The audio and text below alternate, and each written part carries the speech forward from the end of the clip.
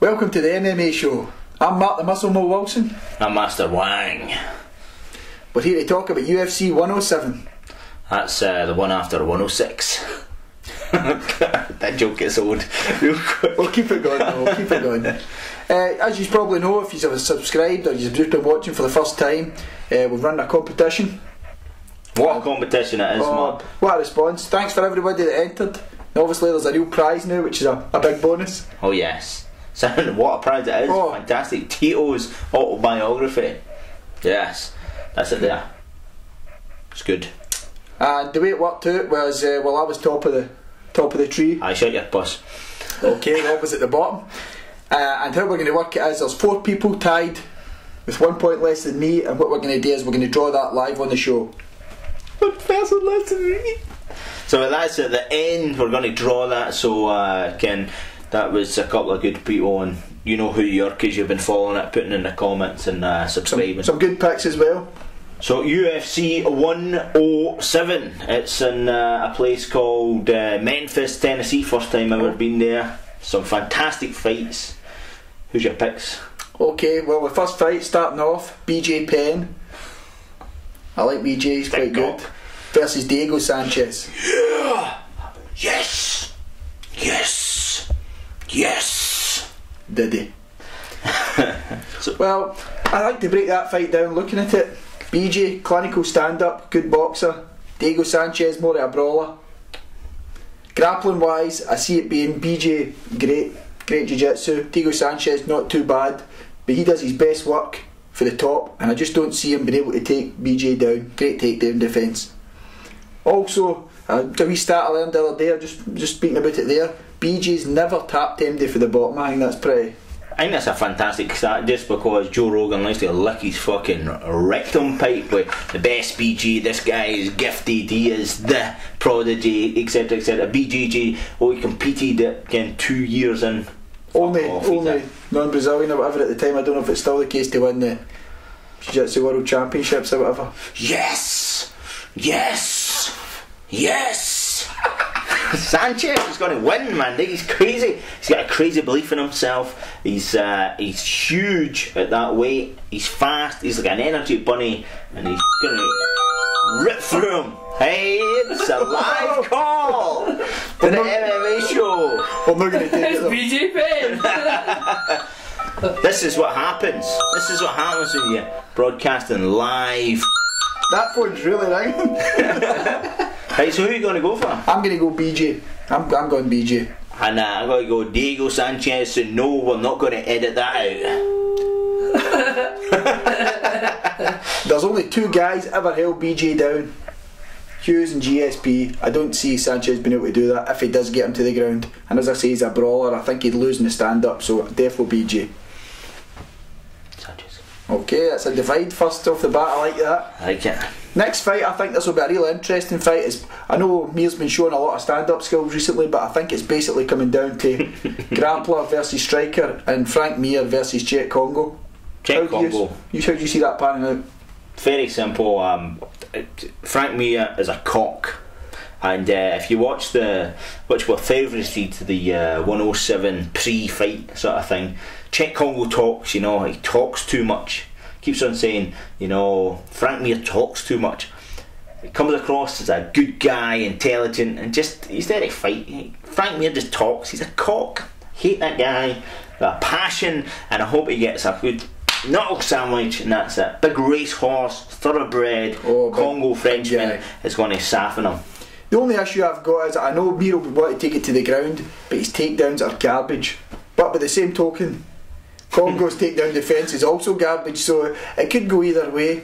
Also with the striking, obviously I think Congo's got the definite advantage, but Congo has got a bad habit. As soon as the punches start to fly, it reverts back to kickboxer mode, standing tall, leaning back, and that's where he's going to get possibly took down. He's got big these, man. Biceps. He's got and all that. Oh, he's huge. That was a free gun show you got there. Congo, man. Man. So he's not, but you're choosing Congo. Nah, definitely. I'm undecided. I don't know. Pick somebody. Can't. Is it the ground or is it the striker? Is it the big Frenchman or the really cocky Las Vegian cock? I'm going to go, I hate to say it, but I'm going to go Frank Mir, the cock. You're barred for this show. He's barred.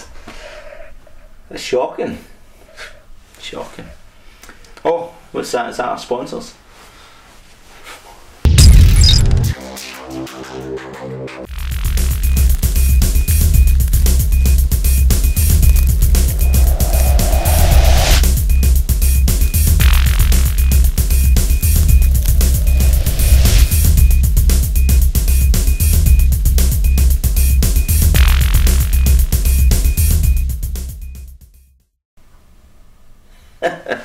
Quality.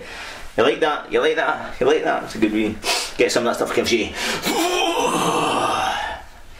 Yes, it does. Obviously, there's maybe some sound effects in Rob's. Right, who's up next? B for the CP. Who we got? Next fight we have John Fitch versus Mike Pierce. I see that as the kind of the weak fight on the card. I think it was supposed to be Thiago Alves versus John Fitch, but Thiago Alves is out injured. I think that would have been a good and interesting rematch. Oh, This fight, I don't think so. To be honest with you, I don't really know anything about is it Mike Pierce? I don't know anything about him. I know he's grappler, likes ground and pound. He's a fighter, but at the end of the day, John Fitch fights the toughest guys. He's fought the toughest guys. Big name, big chin, good beard. Phenomenal all-round guy. He's good all-rounder. I think if that guy's tactic is to take Fitch down, he's going to have a lot of problems in that. Fitch's wrestling's good, his striking's good. Purdue University. Oh. He's an intelligent guy, good wrestler. He's been 5 rounds with GSP and he held in. He can take a beating. Oh, aye. Still in there after 5 rounds. That's pretty good. Yeah. So who are you choosing? John Fitch. Ditto. I'll take Fitch on that one. Eventually he comes to his senses. The last fight we're going to speak about, I think this one will be interesting. It'll be 100 miles an hour. Will be Kenny Florian versus Clay Guida. Thoughts? I think it's 100 mile an hour. The only problem I can see with that is if Florian step back, even though it's so hard to step back from a Guida because he's like a wee Tasmanian devil, just hair everywhere and clinching up to you and stuff. But if it keeps his space, it could be quite boring because Kenny's very good at that, at keeping his space, getting away. He did that against Huerta. He basically running away the whole fight, tagging him as he went. So if he does that, it could be boring. If he takes him, that could be the fight of the night. That could be just fireworks for. I love Guida as a fighter, but he just doesn't finish. I'm sounding like Kenny Florian. That's what he used to rumble on about. I finish fights basically when Sean Sharp beat him. So I'm probably going to go Ken Flo in this one. Good choice. Guida. Just because I fucking think he's the main man, not because I think he's going to win. But he's phenomenal. I love him. Humble. He's just a worker and the carpenter. Oh yeah, man. He's got the hair. Good looks. Well, that's your 4 picks. Obviously, we want you subscribing, making your own picks. Why do we look at the moon? That's a full one. Anyway, get your picks in. If you think we're talking garbage or you think I'm right again, top of the board, that kind of thing. Remember to subscribe as well. Oh, you've got to subscribe, you've got to. And favourites and comments. We like feedback, as Massimo says. If you don't agree, write it. And also, if your picks are better than our picks, join in, join up the league, and you could be in with a prize. We'll have a good prize for the next one. We do have a good prize. It's spun out my personal collection. It's Matt Hughes' book.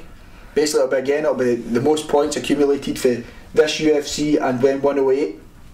Hopefully there'll be an outright winner this time. We're having to draw it this time. 4 subscribers, all tied on how many points?